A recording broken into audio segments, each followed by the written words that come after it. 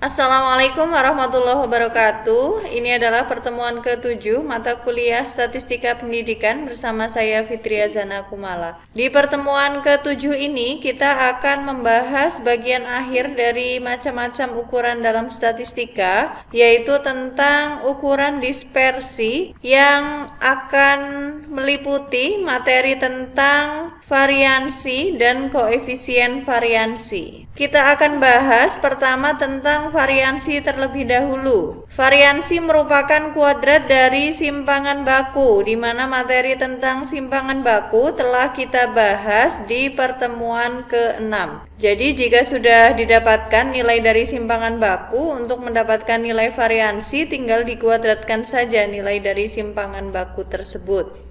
Yang pertama akan kita bahas terlebih dahulu tentang variansi data tidak terkelompok untuk sampel. Seperti halnya pembahasan tentang simpangan baku, di sini untuk variansi rumus juga dibedakan menjadi dua, yaitu rumus untuk data yang berasal dari sampel dan rumus untuk data yang berasal dari populasi.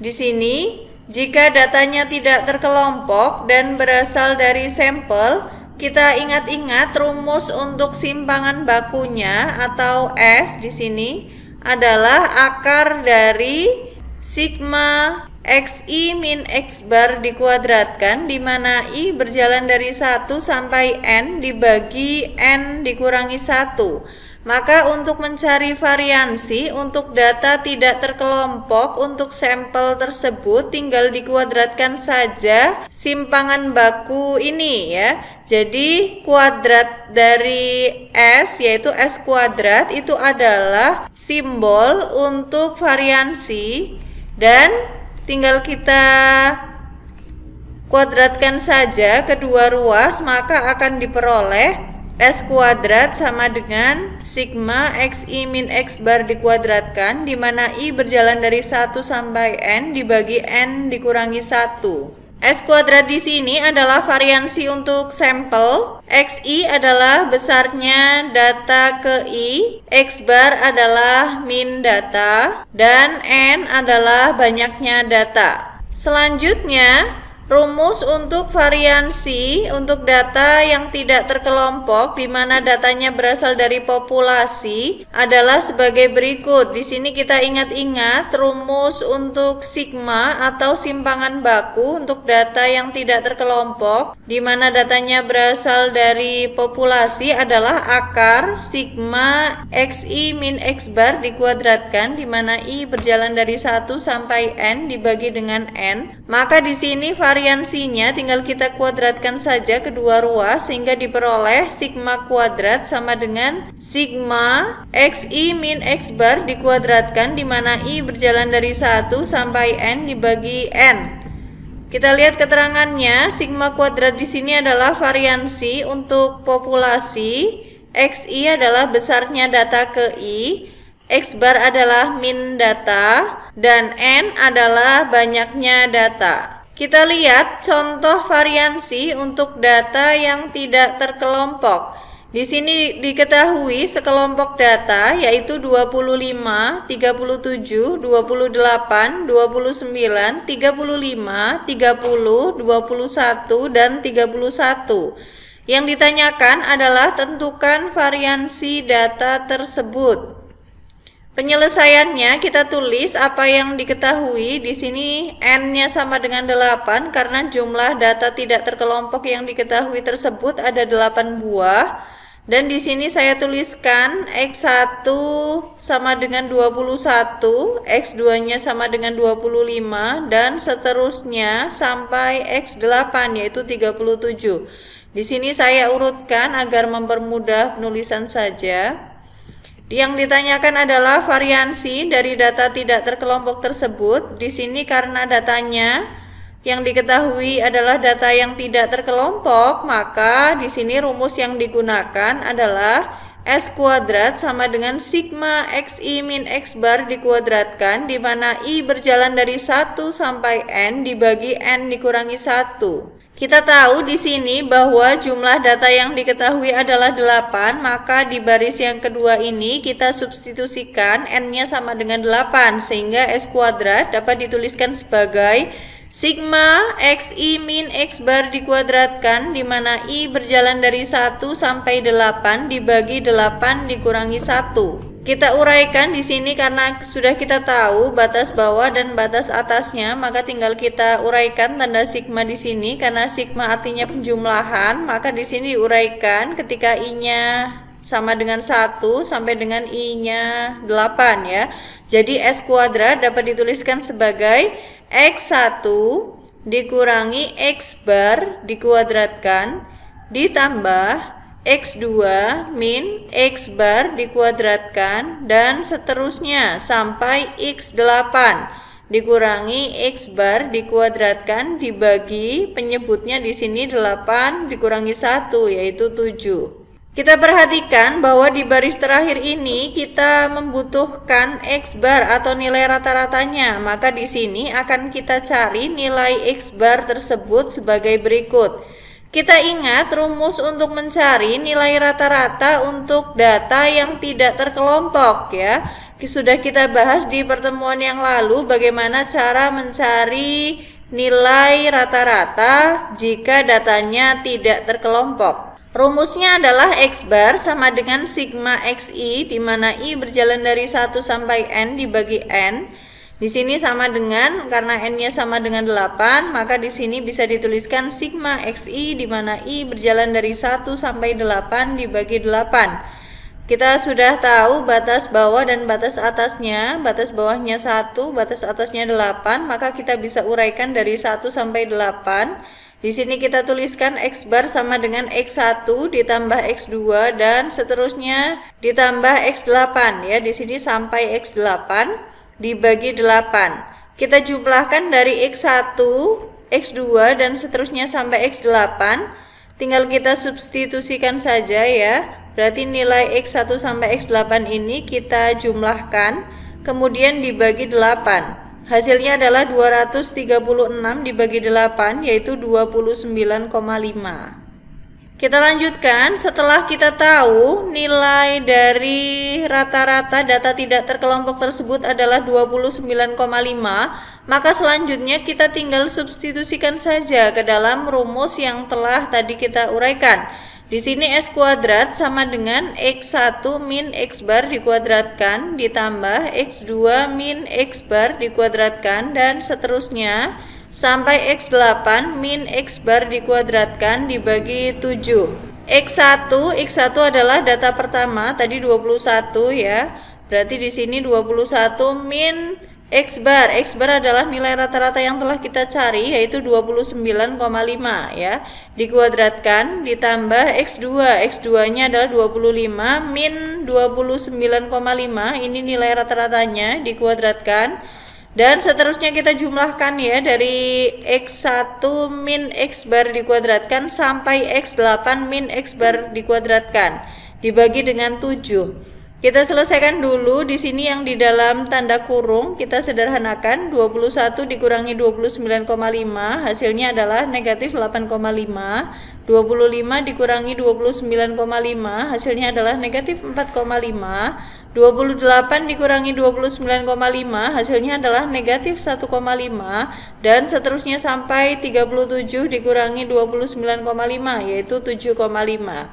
Setelah yang di dalam tanda kurung kita sederhanakan, kemudian kita kuadratkan ya masing-masing yang ada di dalam pembilang. Kita kuadratkan negatif 8,5 kuadrat hasilnya adalah 72,25, negatif 4,5 kuadrat hasilnya adalah 20,25 dan seterusnya sampai 7,5 kuadrat hasilnya adalah 56,25 dibagi dengan 7. Kita jumlahkan semua yang ada di pembilang yaitu 72,25 ditambah 20,25 ditambah 2,25 dan seterusnya sampai 56,25 dibagi dengan 7. Maka di sini 184 dibagi 7 hasilnya adalah 26,29. Jadi kesimpulannya variansi dari data tersebut adalah 26,29. Setelah kita bahas rumus variansi untuk data yang tidak terkelompok, maka sekarang akan kita bahas tentang variansi untuk data yang terkelompok. Sama seperti tadi, rumus untuk variansi untuk data terkelompok juga dibagi menjadi dua, yaitu variansi data terkelompok untuk sampel dan variansi data terkelompok untuk populasi. Kita lihat di sini rumus untuk simpangan baku seperti yang kita bahas di pertemuan yang lalu, bahwa rumus untuk simpangan baku apabila datanya terkelompok dan berasal dari sampel, maka rumusnya adalah S sama dengan akar sigma Fi dikali Xi min X bar dikuadratkan, di mana I berjalan dari 1 sampai K dibagi dengan sigma Fi, di mana I berjalan dari 1 sampai K dikurangi 1.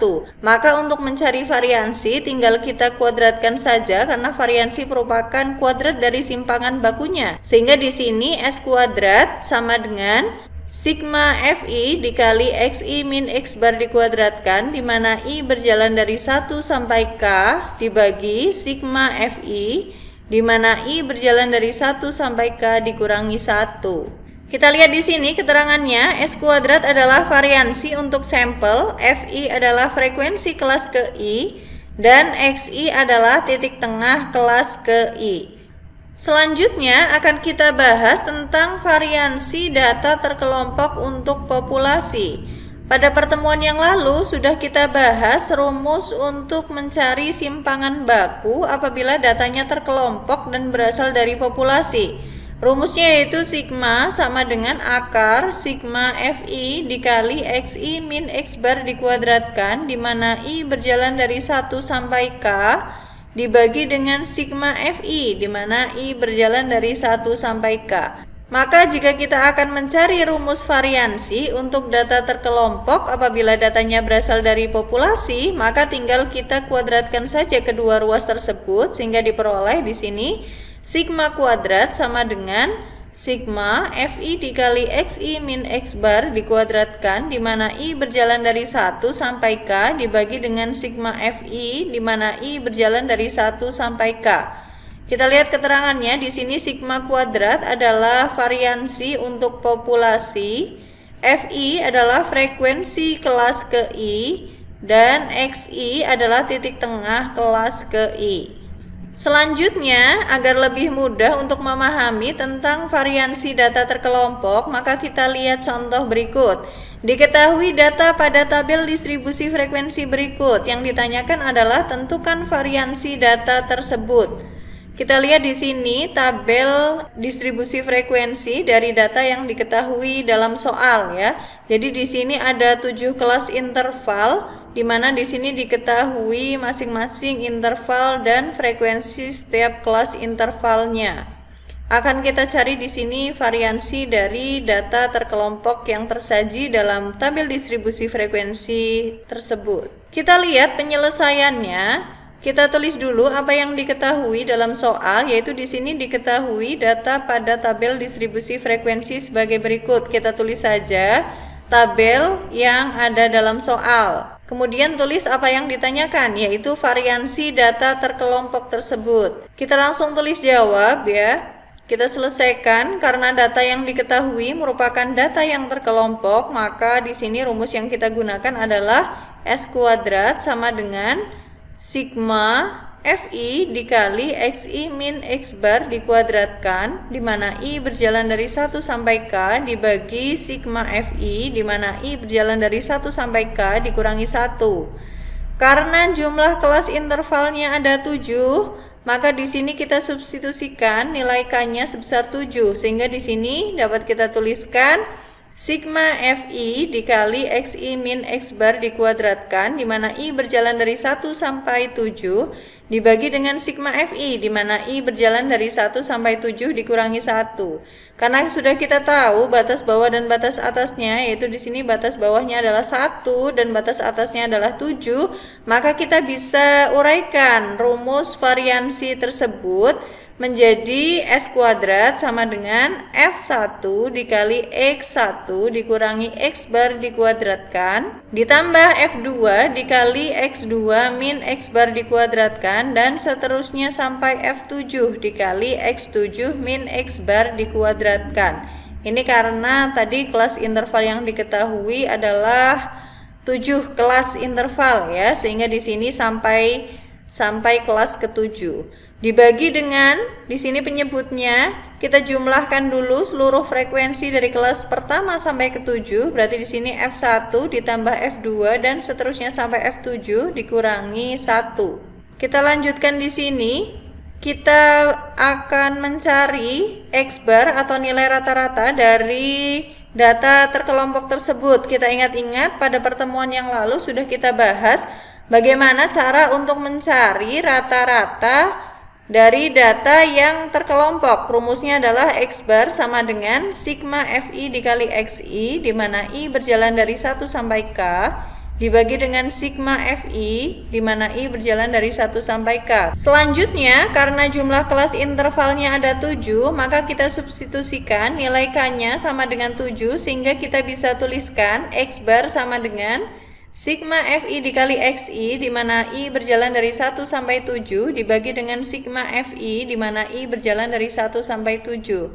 Kita sudah tahu di sini batas bawah dan batas atasnya, sehingga di sini kita bisa uraikan tanda dari sigma tersebut menjadi penjumlahan di sini F1 dikali X1 ditambah F2 dikali X2 ditambah dan seterusnya sampai F7 dikali X7 dibagi dengan jumlahan seluruh kelas interval ya. Berarti di sini F1 ditambah F2 ditambah dan seterusnya sampai F7.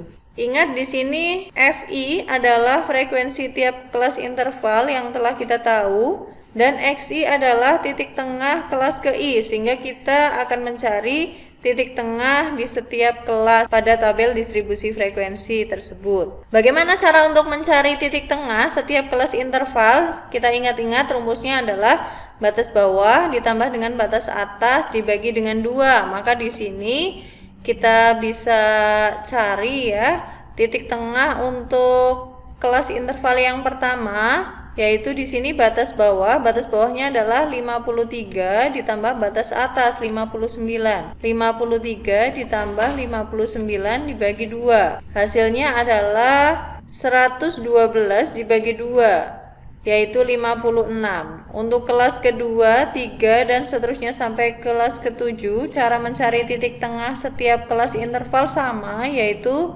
batas bawah ditambah batas atas dibagi dengan 2. Setelah kita tahu titik tengahnya, kemudian tinggal kita substitusi saja ya. F1 adalah frekuensi kelas pertama yaitu 2. Lalu X1 adalah titik tengah kelas pertama yaitu 56. Ditambah F2 adalah frekuensi kelas interval kedua yaitu 7 dikali titik tengah kelas interval kedua yaitu 63 dan seterusnya sampai di sini F7 frekuensi kelas ke-7 yaitu 2 dan titik tengah kelas ke-7 yaitu 98 dibagi jumlahan seluruh kelas interval. Berarti di sini 2 tambah 7 tambah 7 tambah 11 tambah 7 tambah 4 tambah 2. Kita kalikan apa yang ada di pembilang. 2 kali 56 hasilnya 112. 7 dikali 63 hasilnya 441 dan seterusnya sampai 2 kali 98 yaitu 196. Lalu kita bagi dengan 40. Selanjutnya kita jumlahkan apa yang ada di dalam pembilang yaitu 112 ditambah 441 ditambah 490 dan seterusnya sampai 196 dibagi 40. Hasilnya di sini pembilangnya adalah 3038 dan dibagi dengan penyebutnya yaitu 40. 3038 dibagi 40 hasilnya adalah 75,95. Setelah kita tahu nilai rata-ratanya yaitu 75,95, maka kita substitusikan ke dalam rumus variansi tadi yang sudah kita uraikan ya. Di sini S kuadrat sama dengan F1. F1 adalah frekuensi kelas interval pertama dikalikan dengan kuadrat dari X1 dikurangi X bar. X1 adalah titik tengah kelas interval yang pertama dikurangi X bar ya. X bar adalah nilai rata-ratanya ditambah F2. F2 adalah frekuensi kelas interval kedua dikali dengan X2. X2 yaitu titik tengah kelas interval kedua min X bar rata-ratanya ya dikuadratkan dan seterusnya sampai F7.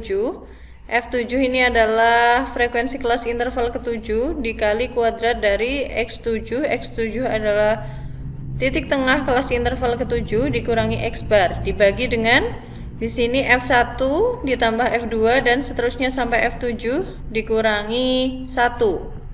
Sehingga S kuadrat dapat dituliskan sebagai 2 dikali 56 dikurangi 75,95 kuadrat ditambah F2. F2-nya adalah 7 dikali X2. X2 adalah titik tengah kelas interval kedua yaitu 63 dikurangi 75,95 dikuadratkan dan seterusnya sampai F7 yaitu 2 dikali X7-nya 98 dikurangi X barnya adalah 75,95 dikuadratkan ya dibagi jumlah seluruh frekuensi kelas interval yaitu 2 tambah 7 tambah 7 tambah 11 tambah 7 tambah 4 tambah 2 dikurangi 1. Hasilnya di sini yang di dalam kurung kita selesaikan dulu dan kemudian kita kuadratkan apa yang ada di dalam kurung sehingga di sini S kuadrat dapat dituliskan sebagai 2 dikali 398 ditambah 7 kali 167,70 ditambah 7 kali 35,40 dan seterusnya sampai 2 dikali 486,20 dibagi penyebutnya itu 40 dikurangi 1 39 ya. Di sini kita selesaikan apa yang ada dalam pembilang, kita kalikan masing-masing terlebih dahulu sehingga diperoleh penjumlahan berikut. Dan kemudian kita jumlahkan ya apa yang ada dalam pembilang sehingga diperoleh S kuadratnya adalah 4561,80 dibagi 39. Hasilnya adalah 116,97. Jadi di sini dapat disimpulkan bahwa variansi data tersebut adalah 116,97. Selanjutnya akan kita bahas tentang koefisien variansi. Koefisien variansi merupakan suatu ukuran variansi yang dapat digunakan untuk membandingkan suatu distribusi data yang mempunyai satuan yang berbeda. Selanjutnya, pada suatu pengukuran tinggi badan mahasiswa diperoleh rata-rata tinggi badannya adalah 165 cm dan standar deviasinya adalah 2,5 cm. Dan di sini ada hasil penimbangan. Diperoleh rata-rata atau min berat badannya adalah 56 kg dengan standar deviasi 1,2 kg. Kita perhatikan bahwa standar deviasi dari tinggi badan mahasiswa tersebut lebih besar daripada standar deviasi berat badan mahasiswa. Dari hasil pengamatan tersebut, kita tidak bisa menyimpulkan bahwa tinggi badan mahasiswa lebih bervariasi bila dibandingkan dengan berat badannya, meskipun di sini dapat kita lihat bahwa standar deviasi dari tinggi badan mahasiswa itu lebih tinggi dibandingkan dengan standar deviasi pada berat badan ya. Tapi kita tidak bisa nyatakan bahwa tinggi badan mahasiswa itu lebih bervariasi apabila kita bandingkan dengan berat badannya kan? Karena di sini jelas terlihat bahwa satuan dari tinggi badan dan berat badan itu berbeda. Jadi kita tidak bisa menggunakan patokan standar deviasi tersebut untuk menyatakan bahwa data yang satu itu lebih bervariasi dibandingkan dengan data yang lain. Akan tetapi apabila datanya sama satuannya ya otomatis kita bisa menggunakan standar deviasi tersebut untuk menyatakan bahwa data yang satu lebih bervariasi dibandingkan dengan data yang lain. Tapi kebetulan di sini contohnya antara tinggi badan berat badan di sini jelas bahwa satuannya berbeda ya. Jelas kita tidak bisa menggunakan standar deviasi tersebut sebagai patokan apakah data yang satu lebih bervariasi dibandingkan dengan data yang lain. Rumus dari koefisien variansi adalah sebagai berikut. Di sini koefisien variansi disingkat sebagai KV sama dengan S dibagi X bar dikali 100%. Di mana di sini kita lihat KV ini adalah koefisien variansi, S di sini adalah simpangan baku, dan X bar di sini adalah min ya. Kita sudah bahas simpangan baku dan min di pertemuan yang lalu ya. Tinggal kita substitusi saja nilai S dibagi dengan X bar tersebut dikali 100%, maka nanti akan menghasilkan koefisien variansi.